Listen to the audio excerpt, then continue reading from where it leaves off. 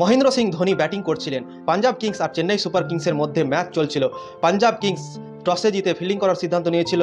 Chennai super Kings প্রথমে batting করছিলেন। Chennai super কিংসের 20তম ওভারে মহেন্দ্র সিং ধোনি ব্যাটিং করছিলেন আর নন স্ট্রাইকে ছিলেন সেই ড্যারেন মিচেল। নিউজিল্যান্ডের মারাত্মক প্লেয়ার ড্যারেন মিচেল সেই নন স্ট্রাইকে ছিলেন আর মহেন্দ্র সিং ধোনি ছিলেন স্ট্রাইকে। অফ সাইডে একটা বল মারেন মহেন্দ্র সিং ধোনি, সেই বলে সেই বাউন্ডারি যায়নি, ফিল্ডারের হাতে বলটা গিয়েছে আর মহেন্দ্র সিং ধোনি সেই রান লেয়নি। সেই ড্যারেন মিচেল রান নেওয়ার জন্য এগিয়ে আসে মহেন্দ্র সিং ধোনির দিকে, কিন্তু মহেন্দ্র সিং ধোনি তাকে ঘুরিয়ে পাঠিয়ে দিয়েছেন। রান নেওয়ার কোনো চেষ্টাই করেনি। মহেন্দ্র সিং ধোনি 7 বলে 7 রান করে খেলছিলেন তখন। মানছি যদি 7 বলে মহেন্দ্র সিং ধোনি প্রায় 20 রানের ওপরে যেত বা 22 বা 24 রান করে খেলছিল তখন হয়তো মানা করতো, তো ওটা আলাদা কথা ছিল। কিন্তু 7 বলে 7 রান করে সেই নিউজিল্যান্ডের একটা মারাত্মক প্লেয়ারকে সেই রান নেওয়ার জন্য বিরত রাখলো এবং তাকে ঘুরিয়ে পাঠিয়ে দিল আবার নন স্ট্রাইকে। সেই ড্যারেন মিচেল কালকে 2 রান নিয়ে নিয়েছে, কেননা নন স্ট্রাইকে দৌড়েছে, ধোনির কাছ গিয়েছে, আবার ধোনির কাছ থেকে ফিরে সেই নন স্ট্রাইকে এসছে।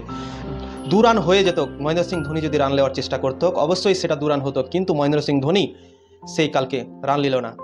তো মহেন্দ্র সিং ধোনিকে এটা ঠিক করেছে আপনারাই বলুন। 7 বলে 7 রান করে ব্যাটিং করছে।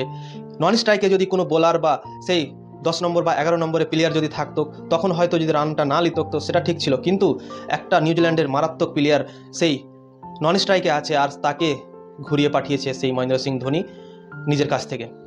নন স্ট্রাইক থেকে ধোনির কাছে পৌঁছে গেছিল রান নিতে নিতে, আবার সেখান থেকে তাকে ঘুরিয়ে পাঠিয়েছে মহেন্দ্র সিং ধোনি। তো মহেন্দ্র সিং ধোনিকে এই কাজটা ঠিক করেছে, আপনারা অবশ্যই কমেন্ট করে জানাবেন। আর ভিডিও যদি ভালো লেগে থাকে অবশ্যই লাইক করবেন, শেয়ার করবেন, ফলো করে দেবেন।